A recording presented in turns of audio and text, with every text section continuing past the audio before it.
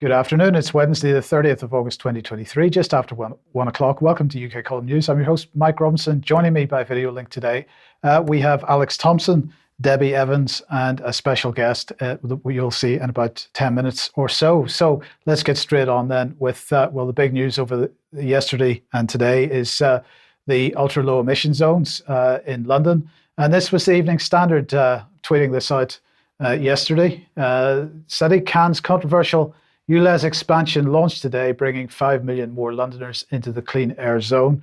They're extremely excited about this. Many people not so excited about it, as everybody will be aware. So described by many as much hated, it now expands to all 32 boroughs of London.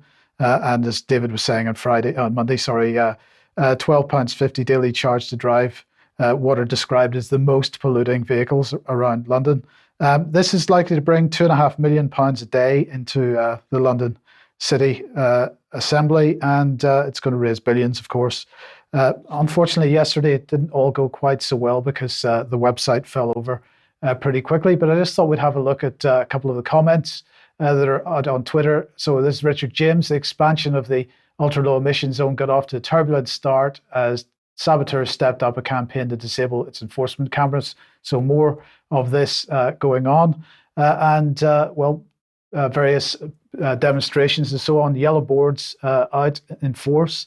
This was Rise Melbourne tweeting this one out. London's anti-low emission zone tolls. The fight back against the ULEZ continues to grow. The people are finally waking up to the government lies and so on. This resulted in what some were describing as violence outside Downing Street, really the police behaving in the usual way with these types of protests and pushing people aside and so on. Sadiq Khan was on Channel 4 News last night talking about it. We have a little bit of video here. Let's just have a quick listen to what he was saying.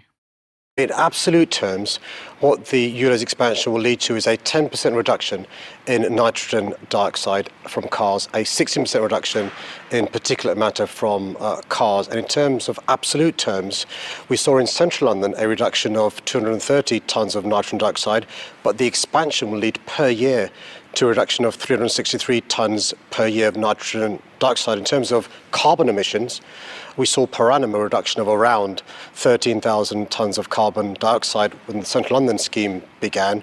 The expansion will lead to 27,000 tonnes of carbon dioxide. So, Alex, he's talking about, a couple of tens of thousands of tonnes of carbon dioxide claimed to be saved as a result of this.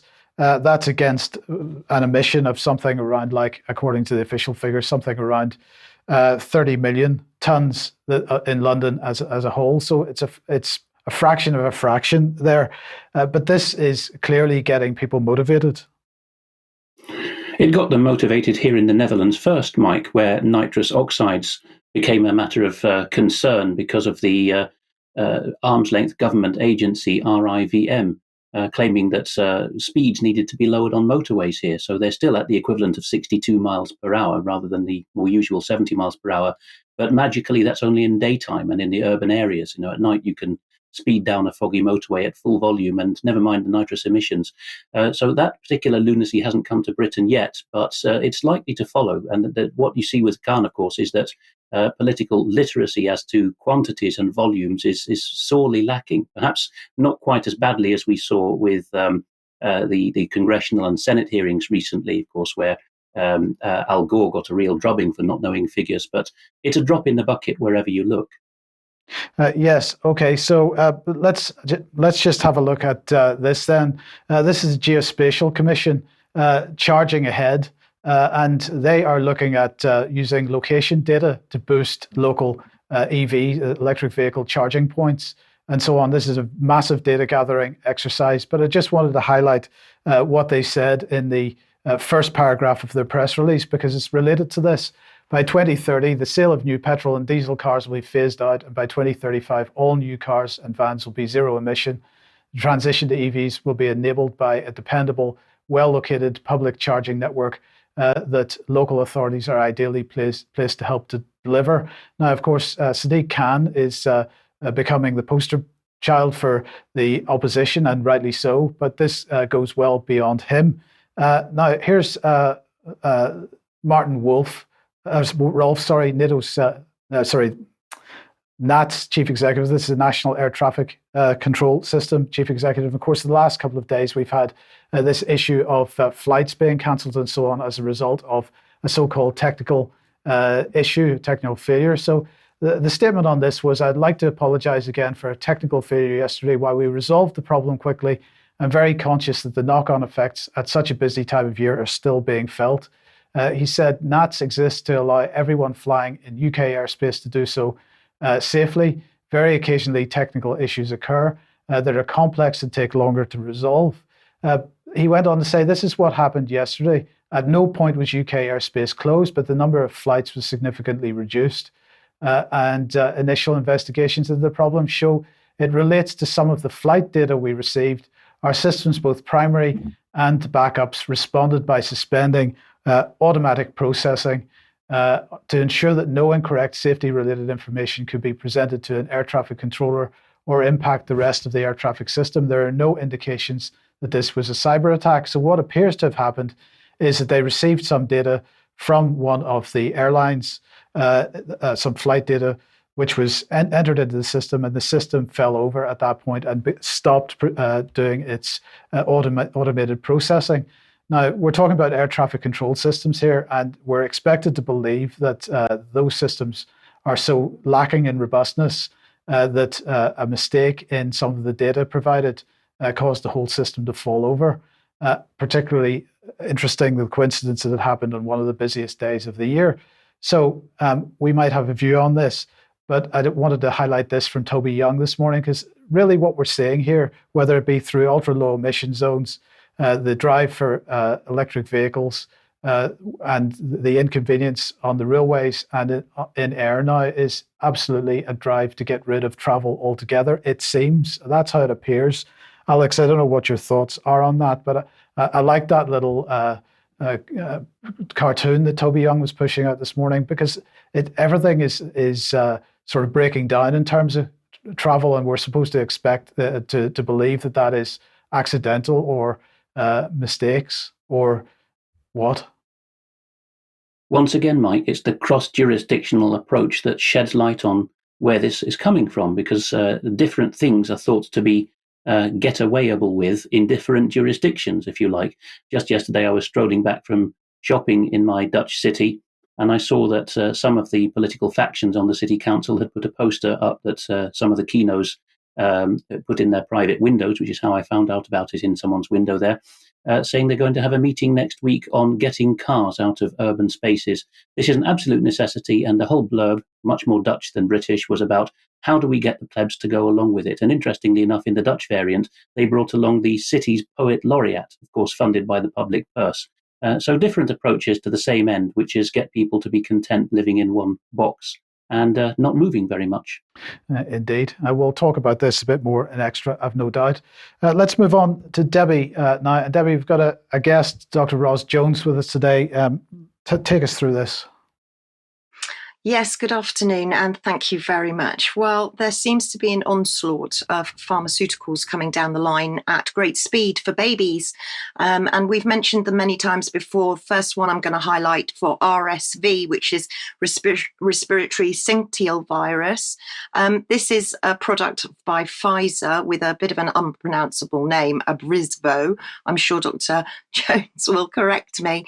And the second one is the second product, just to remind you, is Beyfortus from AstraZeneca, which is a monoclonal antibody. Now, I also want to remind people as well of Dr. Jones's excellent articles on heart. Dr. Jones has written many, many excellent articles. And as a consultant retired pediatrician, I would really urge you to go and have a look. And there's actually another article. I'll just draw it to your attention so that you can go and look at the articles on heart. And without further ado, I want to introduce and to thank Dr. Ros Jones for joining us. I'm not a paediatric nurse and I don't have pediatric experience, which is why when I've been concerned about these medications, I'm really grateful to Dr. Jones for her input. So without further ado, welcome, Dr. Jones. Please, could you tell us a little bit about RSV in babies and what your concerns are over these new medicines that are coming down the line? Welcome. Thank you very much, Debbie. Hello. Yes, bronchiolitis is an infection caused by this RSV virus. It's a common virus. It's been around for, we've known about it for decades. It's presumably been around a lot longer. So there's nothing new about RSV. It comes every winter. It has quite a sharp peak over about 6 weeks when cases go up and then they come down again. And for most people, it just gives you a cough or a cold, but it can be a problem for the elderly, as any winter virus can, but also particularly at the beginning of life. So the babies most at risk are if they're under 6 months at the time of this winter season, particularly if they've been preterm and have other problems. So for most full-term healthy babies, this is not a big deal. That's not to say they don't end up in hospital. And there are, every winter children's wards will be full of kids who've come in with this condition. But they'll get better and they'll be fine. And we can talk a little bit about that later on. So in terms, there's been a long push to try and find a vaccine for RSV. There was one back in the 1960s, which was particularly disastrous. And I think it would have been a much worse disaster now because they'd done some animal work and that had hinted there might be a problem. But they'd gone ahead and done the first clinical trial in only 40 babies. 20 got the vaccine and 20 got a blank placebo. And they seemed to be fine when they were given the injection and they made antibodies, as you'd expect. And then come the next RSV season, the placebo babies, one of them landed in hospital and there were no deaths. And the vaccinated babies, 18 out of 20 landed up in hospital and 2 of them died. Well, of course, they then didn't go on to do the big study that was planned. But in today's day and age, we rush everything through without really pacing, first let's do a small study, then a slightly bigger one. How long will we follow them up, etc. That was the background. So then there was nothing available for a long time. I think people were really frightened off because of this experience. And the next thing that came along was a so-called monoclonal. So there are 2 different ways you can gain immunity. Active immunity is when you've either had a disease or had a vaccination and your immune system learns to recognize this foreign bacterial or viral protein so that if you meet it again, you have the memory of how to make more antibodies. And then the other system is passive immunity. And of course, that's what babies get from their mums during pregnancy. Any antibodies that the mother has made to different diseases will cross the placenta naturally and also come across in breast milk. But the baby isn't making them for themselves. So those antibodies only last as long as they last in the system. They'll just be in the circulation and they'll wear off after, 3 to 6 months. And so it was using that system that they produced a monoclonal back in the late 1990s called palivizumab. And it's quite effective, but it was specifically trialed for babies at high risk. And I've certainly had experience of using that. We used to set up a little clinic for babies who were extremely preterm. They'd had chronic lung disease. They might be in home oxygen. And for them, getting RSV could be, disastrous. And the only downside of it really was that it didn't last very long. So it needed monthly injections from October through to February. So the one they've brought out now, which you've just referred to, this navizumab,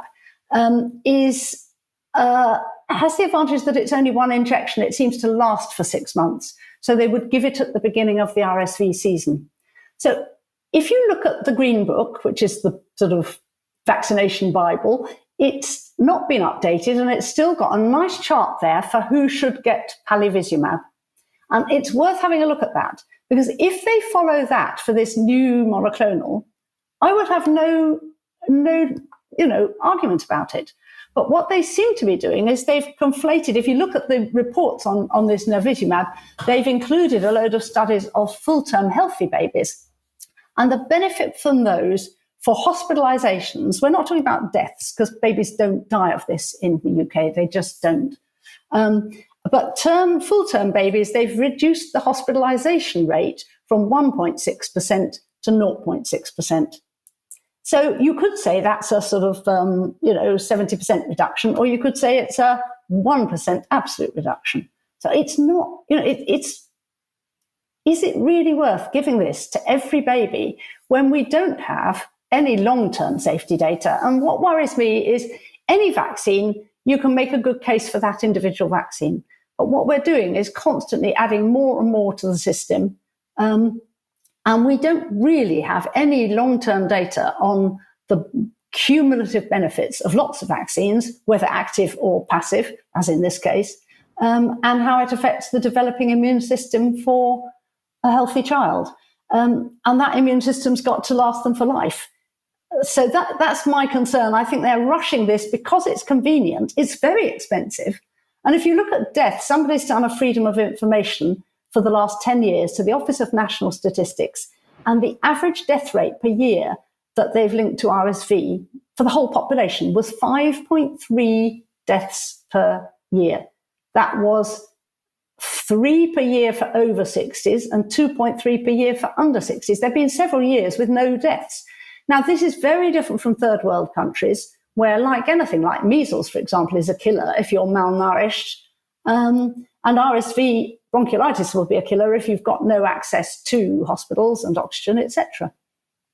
So that's my worry. Dr. Jones, thank you so much for that. Very briefly, for people watching, because I know that you've got another appointment to go to, could you tell parents and grannies and uncles and aunties and anybody that's looking after babies at the moment, when should they worry? I mean, what can we do here? Should everybody be running out, or what are the symptoms? What should we be worrying about?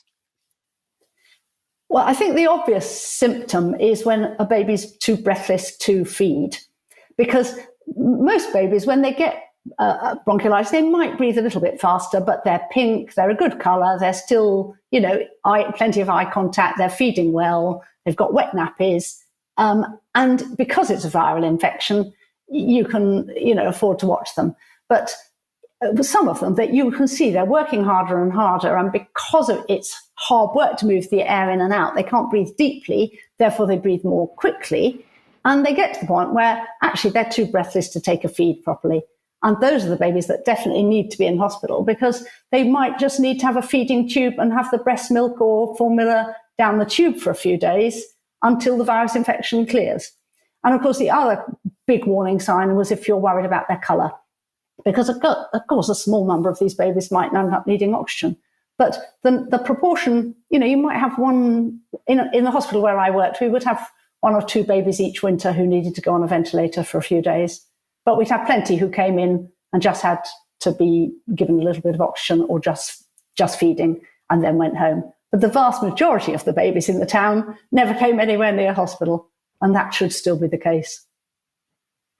Dr. Jones, thank you so much, because with all the fear being ramped up at the moment and RSV is very much in the news, it's really reassuring to hear from an expert like yourself. And for parents out there, please go and research. Please make your own informed choice over what you give your babies. Dr. Ros Jones. Thank you, Debbie. Thank you, Dr. Ros Jones. Okay, Alex, sticking with COVID then, let's move to Germany. There's been a huge amount going on in Germany. And as usual, I'm indebted to Eugupius, who's the best blogger in English on what happens in Germany, linking also to primary sources. The first story is German COVID response. We'll go on to other European COVID response shortly. This relates to the gentleman in the middle of the picture here, Judge Christian Detmar. I'm still trying to find out whether he has been struck off the judicial register as a result of what's happened, but we know for certain that he has been given a suspended 2-year jail sentence and convicted of Rechtsbeugung. The closest equivalent in English law would be conspiracy to pervert the course of justice. There he's pictured at Erfurt District Court together with his legal advisors. The meat of it is, we'll be hearing in a moment, but the wrap-up is that he's not an ideal COVID dissident. This goes back to an April 2021 ruling which he made that the COVID measures in schools were against the rights of the child, and this led to a jurisdictional tussle because he's a family judge and not an administrative court judge. The latter would rule on the proportionality and legality of health measures. But having been found guilty of perverting the course of justice, or literally in the German, bending the law, by allegedly trying to get a parent to appear before his court in a pre-cooked arrangement so that he could say, you're quite right, this is all unlawful, I find these measures unlawful. People will remember that his house was then raided and his devices seized. The upshot now is that he's been convicted in Erfurt because his original ruling was overturned after it was appealed by his state education authorities in Thuringia. Let's see Eugupius's long and the short of it here, his analysis of what went on. He wasn't the ideal clean dissident, but you can have sympathy for him, is what Eugupius is really saying. Had this hero committed similar improprieties in favour of masking, he would never have been investigated in the first place. What improprieties? Well, they're not on screen, but allegedly he went fishing for people whose surnames began with the letters that would be allocated to his court. It's on an alphabetical rota system, and he then hid allegedly his freedom anti-lockdown sentiment shortly before the case was brought before him. For detail, people can use from the show notes, go to a translation engine and find what Legal Tribune Online is saying. The headline here translates as why the Erfurt District Court decided to convict on a conspiracy to pervert the course of justice. Moving to sickness in Germany, Merkur is reporting that sickness absences have gone up by 2/3, 61%, as against the 2022 levels, and the year is only 2/3 over. As the headline mentions here, 2 professional groups in particular have been affected. They're not primary carers in healthcare settings. There's no particular COVID or sickness worry there, it seems, but it is the carers for the young and for the elderly, so daycare and care home settings where there is already high sickness. Of course, this is completely inexplicable to mainstream media, why there should be a 2/3 growth in the sickness absence figures, but other bloggers have picked up that the same is going on in other Central European countries with similarly high jab ratios. No coincidence there, I would suggest, with my non-medical opinion, up to medics to decide whether I'm wrong there. Up in Norway, the Folkehelseinstituttet, the Public Health Institute, has put together what's been described as contradictory and cowardly note to the local councils, the municipalities that run healthcare in the Norwegian system. Information note number 57 on COVID vaccination program. Let's go to an English summary here by a German living in Norway who blogs as Defakel 2.0. Epimedius is his other name, his blogging name. Norway scraps COVID vaccine program. And the meat of it is here, that among the 4 points you just saw in the Norwegian text, the second one is there's no longer any justification for routinely jabbing healthy under 65s. So the working age population, unless they have complications or at a higher risk, they shouldn't be jabbed. Not just Epimedius, but others, analysts have said that this is inherently self-contradictory, because if you read the whole of what he says from the show notes, they're being very mealy-mouthed and trying to find reasons why others should be jabbed. And then in the commentary part of the article, Epimedius says the most reprehensible part is that these health mandarins are continuing to say that pregnant women are at risk, and therefore, although they're, of course, by definition under 65, they should be jabbed. History, Epimedius says, will not be kind to the public health bureaucrats that insist on this insanity. Now, not just wanting to go on bloggers, I resorted to new contacts of ours who, as it happens, Mike, you and I were introduced to last week from the UK Column studio by a mutual friend. Document News. They are pan-Scandinavian in content. They also have that document.news is the main website they have, or URL, but they also have Norwegian, Swedish and Danish sites, document.no.se.dk. And I asked them for a comment on this. They went straight to the original Norwegian sources, and they said, yes, Epimedius' findings are significant. It's not just one blogger. It's more significant for others than for Norwegians, they think. This information note we just showed, they say, is undoubtedly self-contradictory, but the confusion is going to be not just among the likes of us analysing it in media space, but also these poor local council officials who have to decide whom to go and jab now. And the document colleagues continued, all three of us here at Document find that this confusion is intentional, which doesn't bode well for us Norwegians. We agree that given Norway's obsession about being in the lead with Seppi, Gavi and so on, there'll be more about that, those outfits later, it's conceivable that this lies behind the intentional confusion. In other words, it's not done in Oslo to say the jabs are nonsense, so we have to hedge it about. And NRK, the public broadcaster in Norway, that piece itself made intelligent Norwegian viewers raise their eyebrows. So it's not just the likes of us making it up. Going on again to, sorry, that's the end of my segment. Yes. Okay, Alex, thank you. Right, we'll come back to COVID a little later in the programme. So you got a quick preview there. It's time to say that if you would like to support the UK column, if you like what we do, please head over to community.ukcolumn.org, but join us as a member, and that gives us the support and helps to build community as well. So please go along to that. You could pick something up at the UK column shop, but please do share anything you find on the various platforms. Especially ukcolumn.org and ukcolumnextracts.co.uk. Now, Debi, your latest blog is out. It is indeed. And what does Bill Gates have to do with wildfires? Find out if you read my blog. And Tick Box Culture. Oh, and by the way, if you want to fly to New York from London in 90 minutes, that's in my blog too.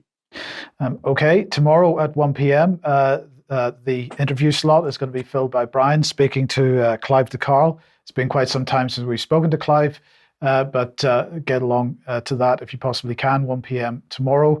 And then just to highlight a couple of items on the website, Jeffrey Tucker, his interview with David Scott is up on the website, and also Brian's interview with Trevor Kitchen is on the website at the moment. But Debi, the MHRA, it's that time of the month again, and their latest board meeting is open for tickets.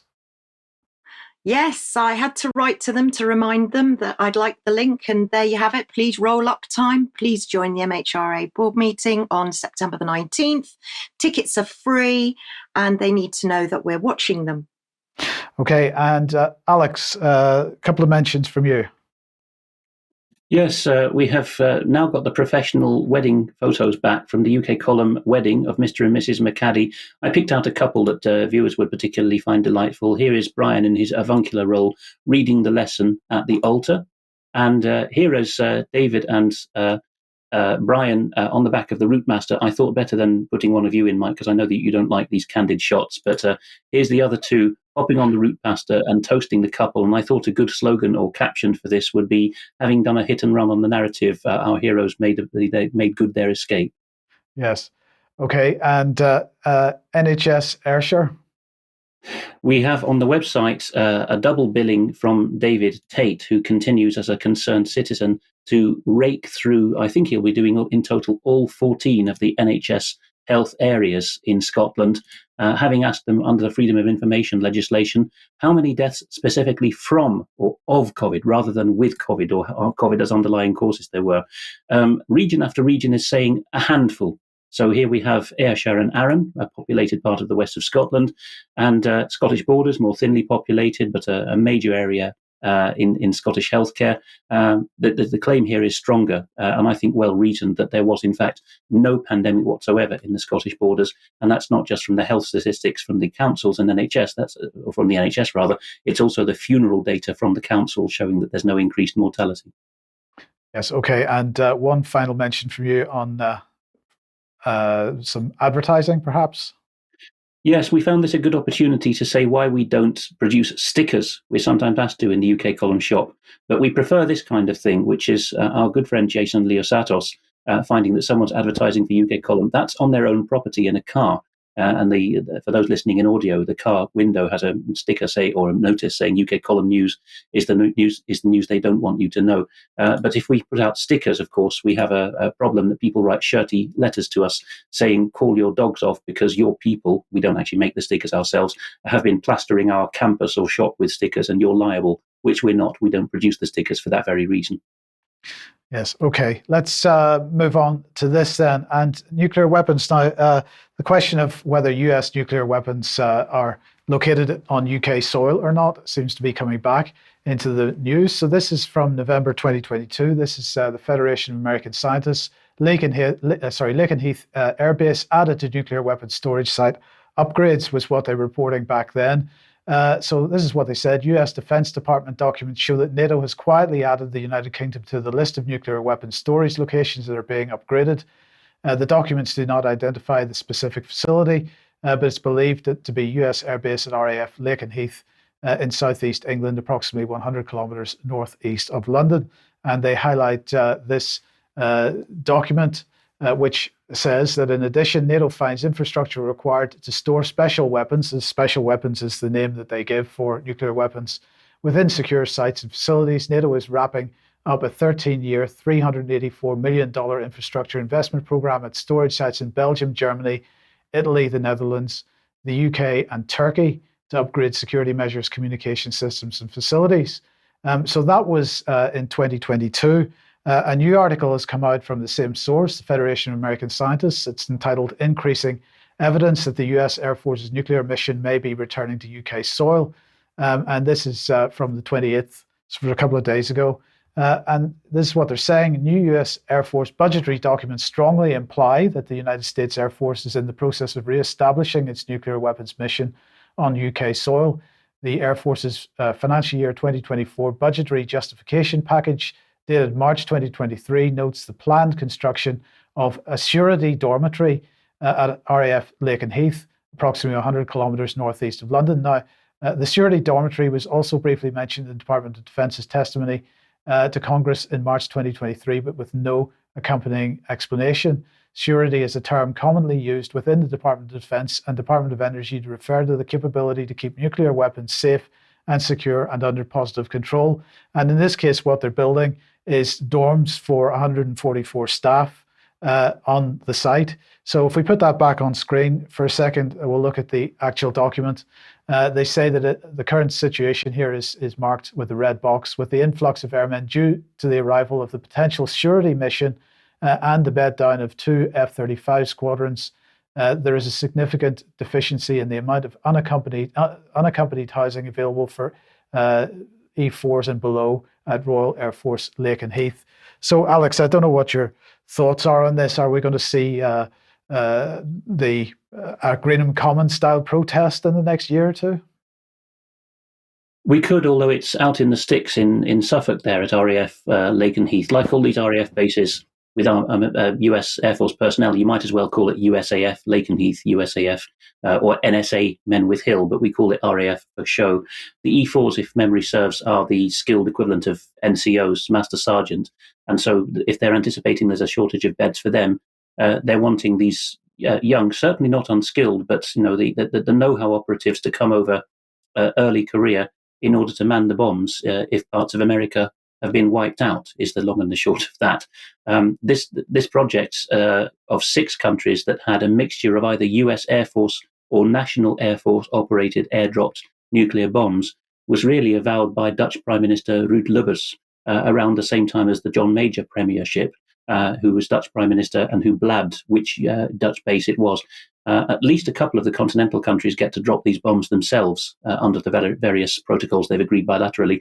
But in the case of Britain, the Royal Air Force hands that honour over to the US, which therefore gets a dyad because it can launch nuclear weapons from submarines in our territory if it wants, based in our territory, or from the air. The one that doesn't have to complete the triad is the ICBMs on British territory, but that might be next.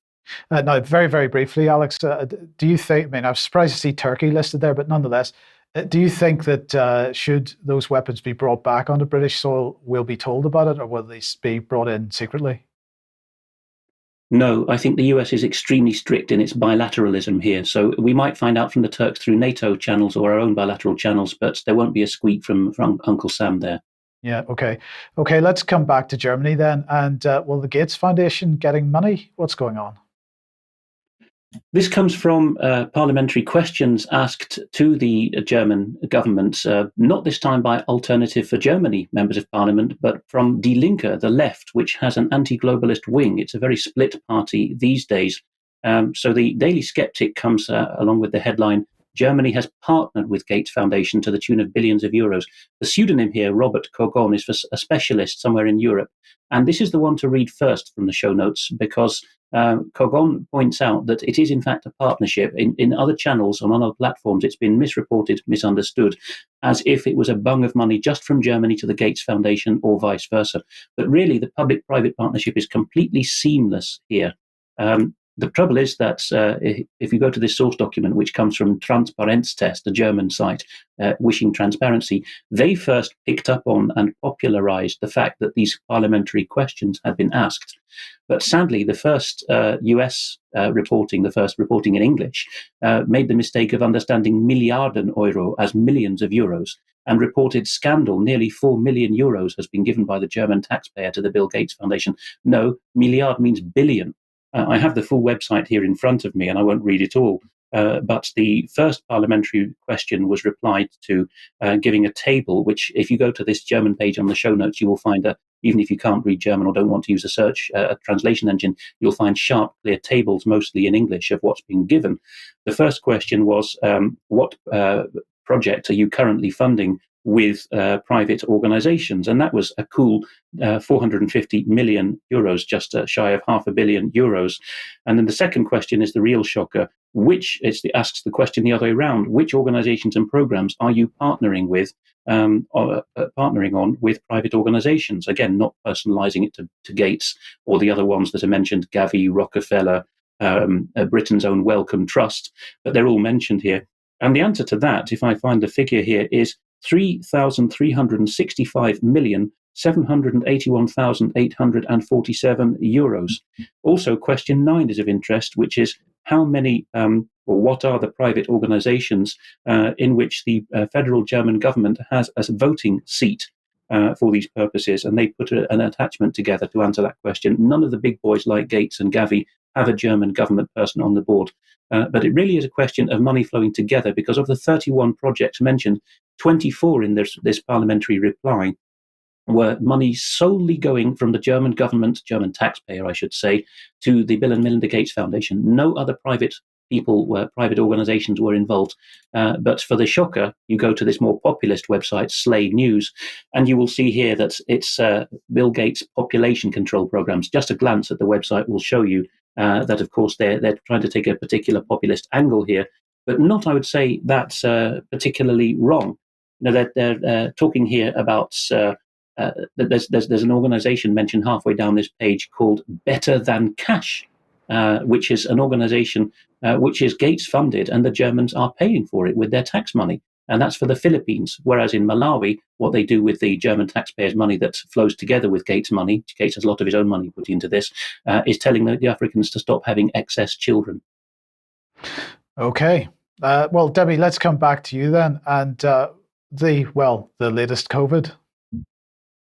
Yeah, well, I'm going to call this segment COVID-23 because we've got another new variant, would you believe, as if Eris and Pirola. Eris, by the way, means strife, and Pirola means asteroid. We've now got Fornax. So this Fornax, which is FL151, is the newest thread. And by the way, Fornax means in Latin, I believe, furnace. So we all seem to be having a bit of a confusing message going on, because we've got Anthony Fauci saying that actually he's all for more lockdowns. Let's lock down and let's force vaccinations. In fact, we'll use lockdowns to force vaccinations on people. So that's an article in the European Times. However, we've got conflicting advice again from a study that was done in South Korea over the toxicity of masks. And as we all know, masks, paper, cotton, they're ineffective, they're often dangerous, and there's plenty of studies to say you shouldn't be using them. However, in Atlanta, they don't seem to have got the message, because they're going to bring back COVID mask mandates. The USA seems to be way ahead of the curve on this, so we need to be watching the USA. So they're going to make it compulsory, and also for health workers. And then if we stay with the college in Atlantis, they're actually going to go to more lengths, and they're going to be banning parties. So physical distancing's coming back into place, quarantine, temperature checks, large gatherings will be stopped. I mean, this is happening now, but they're not alone, because if you check Rutgers, you can see that Rutgers are now requiring proof of vaccines. And if you just go to the next slide, we'll just illustrate their policy, because you can see that their policy is called Immunization Program. And if you flip to the next slide, you can see that no one can come on campus if they're sick. And this is these are a very strict and stringent measures they're taking place. But let's see what the CDC say, shall we? Because I went to the CDC to look for the risk assessment for the summary for BA.2.86, which is the same variant that they're worried about in the States, in Atlanta, with these colleges. And as you go on and have a look at the current risk assessment, you'll see that based on what the CDC knows now, existing tests used to detect and medications used to treat COVID-19 appear to be effective. And I've just highlighted some of the red text there in the current risk assessment, because it says at this point, there is no evidence that this variant is causing more severe illness. And then if you flip to the next slide, it says, what can you do to prevent preventative actions? So you could get your COVID-19 vaccine, stay home if you're sick, get tested if needed. And again, there it says, if you choose to wear a mask, if you choose. So no mandate, and wash your hands. But if we go again to the next slide, I'd like you to pay particular attention to the fact that there has been 3 cases in Denmark, 2 in South Africa, 1 in Israel, 2 in the United States, and 1 in the United Kingdom. And the severity apparently is it's too soon to know whether this variant may cause more severe illness compared with previous variants. And then if we jump to the next slide, again from the CDC, you'll see that it says nearly all the US population has antibodies to SARS-CoV-2 from vaccination, previous infection, or both. And it's likely that these antibodies will continue to provide some protection against severe disease from this variant. This is an area of ongoing scientific investigation. And, one thing, if we could just go back a slide, I forgot to say something quite important on the slide prior, because it says that nearly all the US population has antibodies, but in one of the slides, it actually says the people at risk in the current risk assessment are the people that have had COVID previously or who have had COVID vaccines. Sorry, that's the slide with current risk assessment. I do apologize. If people just want to freeze, that's the one. So you'll see there on the second paragraph there, BA.2.86 may be more capable of causing infection in people who have previously had COVID-19, who have received COVID-19 vaccines. My big question is, isn't that what a vaccine's meant to do? Prevent you from getting something, but obviously not. Indeed. Okay, back to you, Alex.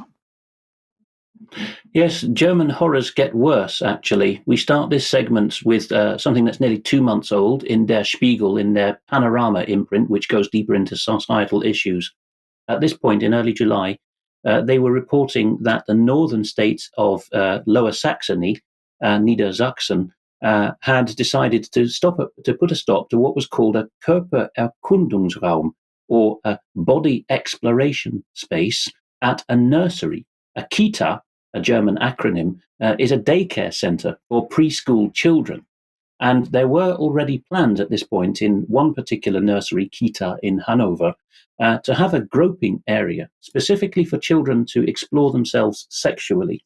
This was halted by the Landesjugendamt, the state youth authority, as completely reprehensible and not going ahead.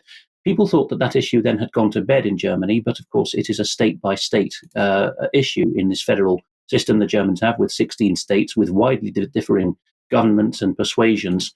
The next thing that we find is Die Welt last week is reporting, and this illustration I had to cut off there because it gets pubic below that. This isn't actually from the nurseries for context. These are dolls which are used to teach students who become sexualizers of children.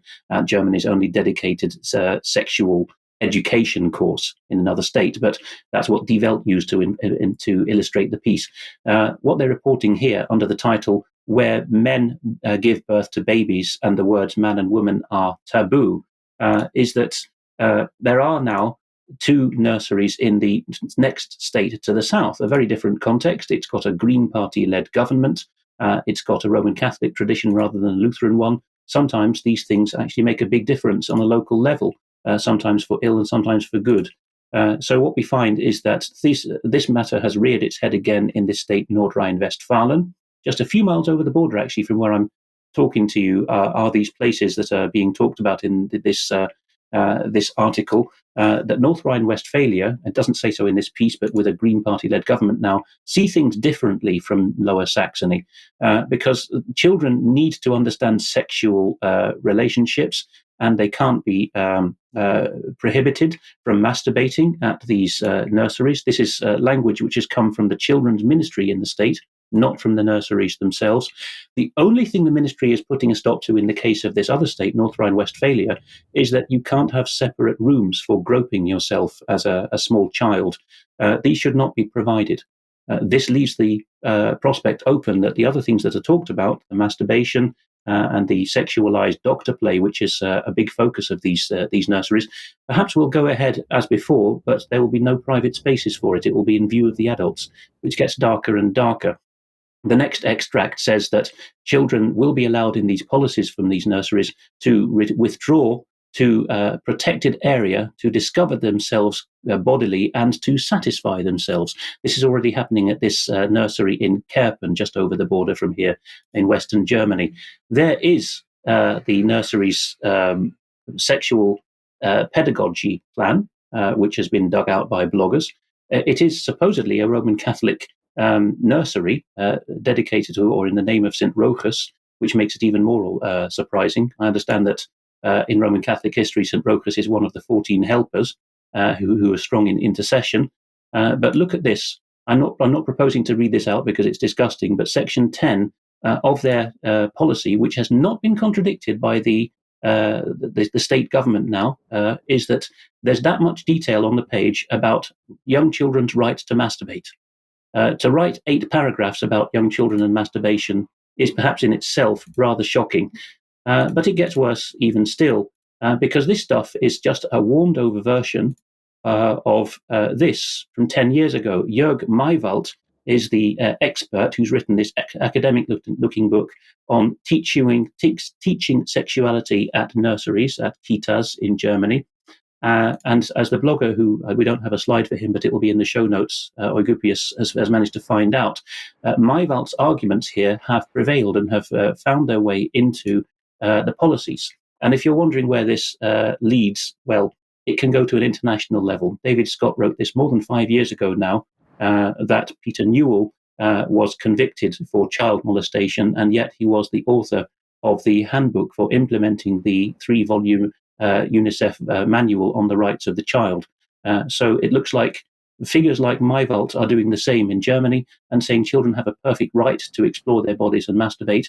And when this gets into a scandal, first in Bild Zeitung with the case of Lower Saxony, and then Die Welt in the case of North Rhine-Westphalia, depending on political shade of the local state government, they might be told, naughty people, you mustn't have masturbating rooms, but the rest of it will be allowed to stand. The idea that children have a right to do these things, the only difference now is that they'll be doing them in front of the nursery teachers, it seems.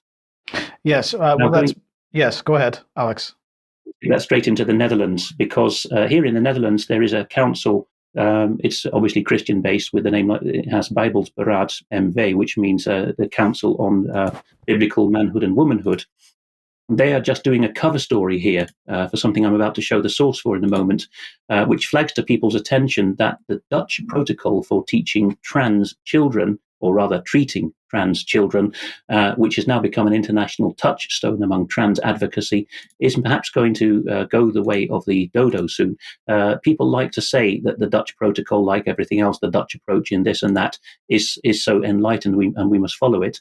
And the idea of the 3 stages, first give puberty blockers supposedly to buy time for an undecided child, and then give the hormones and then finally give the surgery. That's what makes up the Dutch protocol. This came into being as somewhere between an official and an unofficial treatment protocol because of the decentralized nature of healthcare here. It came about in a body which stands halfway between the health insurers and the government. And now, Nederlands Juristenblad, which is actually required reading for all Dutch lawyers, is saying that this is probably unlawful. The Dutch protocol was formulated 5 years ago, and in the introductory paragraph on screen, they're saying that civil courts should not regard the Dutch protocol, which has come into being de facto and been spun out to Britain with the Tavistock Clinic and other places. They shouldn't regard that as de rigueur or legal or moral, because it is, if you apply it, you're sexually maiming people for life, you're preventing them from reproducing, all kinds of complications for body and soul, and it may leave you liable. So Dutch lawyers are in a different position now on this, and that probably hasn't sown its way out into other countries that think that the Dutch protocol has become the gold standard for trans children care. Yes. Okay. Thank you, Alex. Okay. We'll just, if you don't mind, just jump over this and we'll move this section into extra, and let's move on to digital ID because we've been highlighting that digital ID is effectively here already. And I just want to bring back on screen the UK government's digital ID frequently asked questions and a couple of claims that they made. So first of all, the claim was that the government is creating a mandatory ID card. And the fact is, according to the government, that they're not doing that. They're saying that the proposed legislation does not include any proposal to create either a digital or physical ID card. The government is committed to making it as easy as possible for people to prove who they are online and access the services they need without creating mandatory ID cards. So that should make us all feel very good. The other claim that they wanted to refute was that using the government's one login would be mandatory. And they claim that no, having a UK government one login account will not be mandatory for UK citizens. Offline and face-to-face routes will be available for individuals who do not want to use the online service. Well, this is simply a lie. So if we just put that back on screen for a second, the reason that this is simply a lie is because the government has now decided that they are going to provide a face-to-face route and it's going to be through the post office. But let's have a look at what they actually say. So they're saying the government is currently rolling out gov.uk one login, which allows users to have just one account, one username, one password, and one identity check to use many different government services online. They say these services will include accessing self-assessment tax returns, conducting a DBS check, or applying for pension credit.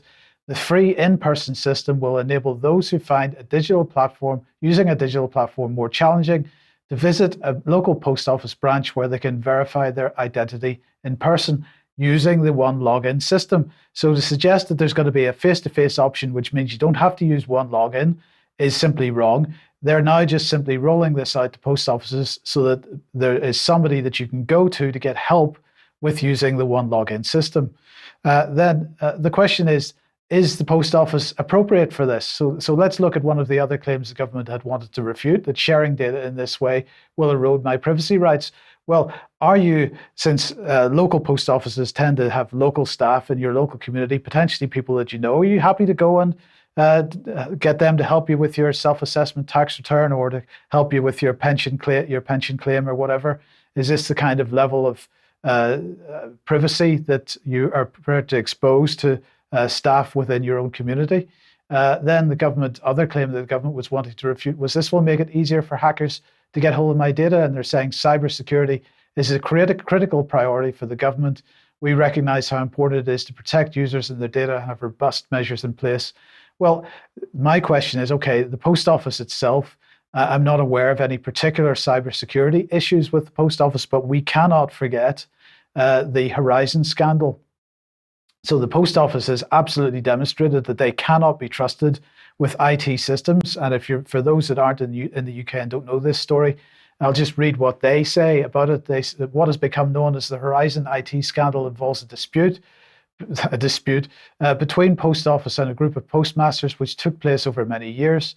It primarily concerns the reliability of the Horizon computer system used in post offices and issues related to postmasters' contracts and the culture of the post office at the time. This isn't just about the culture of the post office at the time, because if you remember, what happened was that postmasters were accused of fraud as a result of failures bugs in this Horizon IT system. The post office pursued those postmasters. Some of them ended up in prison. Some of them committed suicide. At this point in time, if they're talking about a culture in the past, at this point in time, the post office is still refusing to pay out compensation on this. And what's more, the post office is paying their board members bonuses for the fact that they perceive that the board did very, very well at the inquiry and not too much dirt got stuck to the post office. This is actually a pretty disgraceful organization, and I personally would feel pretty uncomfortable if I needed to use it I'm not talking about people that are standing at the counters, of course, but the organization and the quality of that organization, whether it can be trusted with my data if I have to go and verify my identification in a post office branch. So anyway, very briefly, Alex, I don't know if you've got any thoughts on that. The book to read is The Great Post Office Scandal. I'm just trying to get the author up as I speak. But the thing I got out of reading that book is the complete arrogance of those running the post office with a word often used in the book, but rightly is Victorian. Their Victorian attitudes, that it's such a privilege for you, corner shop owner, to be a sub-postmaster. We are entrusting you with this stuff and you're on your own. And the moment our system says you probably defrauded us because our systems are shot through, then we're going to be prosecuting you and we will expect the magistrates' courts to take our side because we're the establishment. It's called The Great Post Office Scandal by Nick Wallis, Wallis. Yes. Okay, let's just very quickly move on to media matters. And I wanted to highlight this article that was in the Daily Mail today. The headline was Fugitive Drug Lord who stole cartel's £450, that's £450 in weight, of cocaine shipment is tossed alive into ocean with an anchor tied to his waist. What the Daily Mail did here was to publish a snuff film. And this, as far as I'm concerned, absolutely crossed the line, Alex, and I'm interested in your thoughts. They showed some footage recorded on a mobile phone of a criminal, yes, a member of the drugs cartel who had an anchor tied around his waist and he was bailed into the ocean. Now, you saw him being pushed overboard. You didn't see him enter the water, but you did see him sink as he sank away under the water. It was pretty hard video to watch and absolutely not appropriate. In the meantime, we've got online safety bill, Alex, which is telling us how terrible we all are in the use of our social media when we've got this type of thing being published in the mainstream media. I don't know what to say about it. I'm equally concerned by Adri Torres's copy in writing this copy. I think it's to him that the complaints, or her, I don't know whether it's a female name, should be made as much as to the Daily Mail, because the rubric is full of these nod, wink, wink, Fleet Streetisms, like what a silly boy to think he could cover up his ruse, and he met a watery demise. Clearly, it's making light of what the gang did to him. Now, I understand that the heist he was involved in, which he was punished for by his own fellow plotters, drug gang members, involved the British Virgin Islands. So there is potentially a British legal end to this. And I'm not aware that any Venezuelan drug cartels are proscribed by the Home Secretary.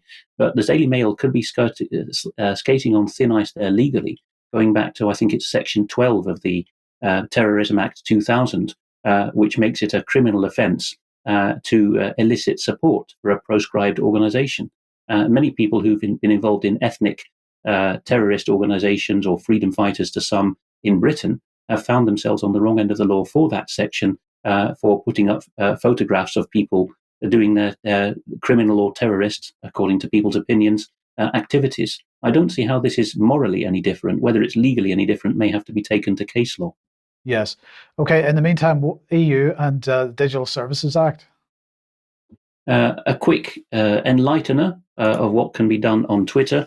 Ursula von der Leyen, the president of the European Commission, decided last week, or got her staff to do it, to announce we're bringing our European values into the digital world. This was on the day, as I reported last week, that the Digital Services Act became EU law. Requiring self-censorship on large platforms. And you know that on Twitter now, it was invented, this feature, so that people could get more woke about a tweet. They have this readers added context section. So people with the volume of a context they've added have forced this through onto Twitter, pointing out to von der Leyen and the Commission that actually this act is probably in direct conflict with Article 11 of the EU's own constitution, the Charter of Fundamental Rights on freedom of expression, and also that speech can be removed in an instant by the giants, the 19 very large platforms, under this act, but it could take them years to be reinstated. But the EU's woes don't end there this week, because Christina Anderson, member of the European Parliament for Alternative for Deutschland, has found out from figures given to her that the European Commission, that's von der Leyen and her colleagues, spent 2.75 million euros on photographers and makeup artists for their media appearances. Brilliant. Okay, and Debi, let's just finish with Stand in the Park. Oh, yes, I'm doing a call to action for Stand in the Park, because I think some of the Stand in the Parks, not as many people are turning up as did at the beginning. And I went to Truro last Sunday for Stand in the Park at Boscawen Park, and we had a great time. Honestly, thank you so much to Julie and the rest of the group. There's some photos. We really did have a good time, and I'm going to be going again on Sunday at 10 o'clock at Boscawen Park in Truro. But you know, it's an amazing resource, and with all these cyber outages, and as we're talking, there's a hurricane making landfall in Florida. You need to have local knowledge, local people. So please, everybody, and if anybody's in Cornwall and wants to join us in Truro on Sunday, we'd be delighted to see you. Okay, thank you, Debi. And Alex, let's just finish with a final slide then. There's always fun when a meme takes the form of a watercolor with a modern caption to it. And this one is the well-known painting of a woman who's devastated by news that's reached her, and her young daughter is having to tug on her arm and say, "Mummy, there's still reasons to live." But the caption that's been given to it this time is "Electricity bill, oil on canvas." Yes, very good. Okay, thank you. Thank you both. Thank you, Debi and Alex. We'll be back in a few minutes if you're a UK Column member for some extra. But otherwise, we'll see you on Friday as usual at 1 p.m. I hope to see you then, and have a good day tomorrow watching the interview with Clive de Carl. See you then. Bye-bye.